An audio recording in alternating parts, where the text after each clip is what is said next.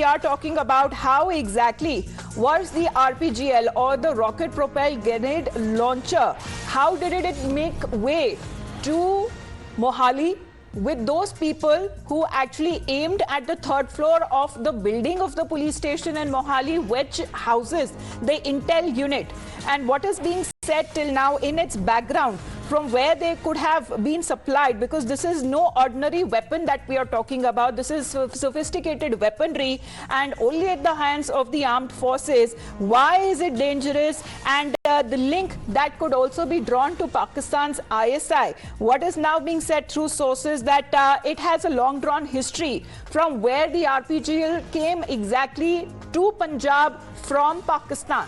And in an exclusive news break that we are getting more details, this is being done so that there is no link that could be drawn to its previous owners, but where exactly is being used, because targeting of the Punjab Police Intelligence Department, even if it is being done in an amateur manner, even if the rocket propelled grenade was an old one, it is there trying to send across a signal that we have arrived and motivate the cadre. This is being sent across as a clear-cut warning, or was it a revenge attack giving out a message that their presence is something that needs to be acknowledged by the state government, the ruling dispensation in Punjab? Because now what is being said that there has been several crackdowns that have been taking place, whether be it in Taran, whether be it in Karnal and other places, where there is a certain revival of the Khalistani movement which is being backed by Pakistan's ISI.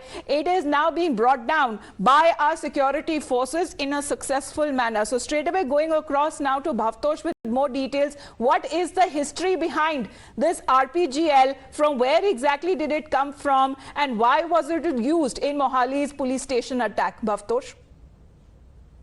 Well, Amrita, if we just look at this RPGL that has been seized yesterday, in fact, it was seized some 400 meters from the office of Punjab Police Intelligence Unit. This has a Russian marking, but this Russian marking goes back to the forces that were fighting against Taliban forces.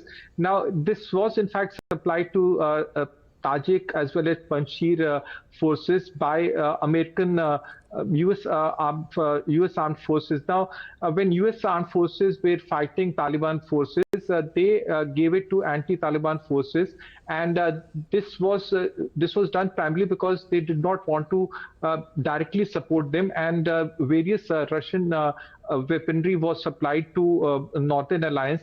And as soon as Taliban took over Afghanistan, a large amount of weapons, thousands of these weapons, in fact, was abandoned by not only by American forces but also by Northern Alliance. Now, this weapon that was seized by Taliban forces then somehow managed to reach Pakistan and also to ISI.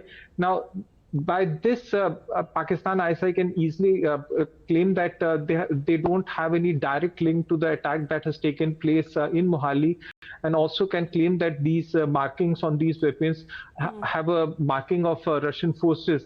Now, what sources are telling us is that this is a very disturbing trend, that the weapon that has been seized in Punjab has a Russian marking. Right. It does not have a Pakistan marking, and Pakistan can clearly claim that because this has a Russian marking, but sophisticated weaponry, mainly Bhavtosh, that we are talking about, because this is something which is available with the forces, and whether it has a Russian marking or it was supplied by Americans to fight the Taliban, exactly how did it make its way to Punjab is something that needs to be investigated further by our forces. For the moment, Gurpreet, Bhavtosh, thanks very much for joining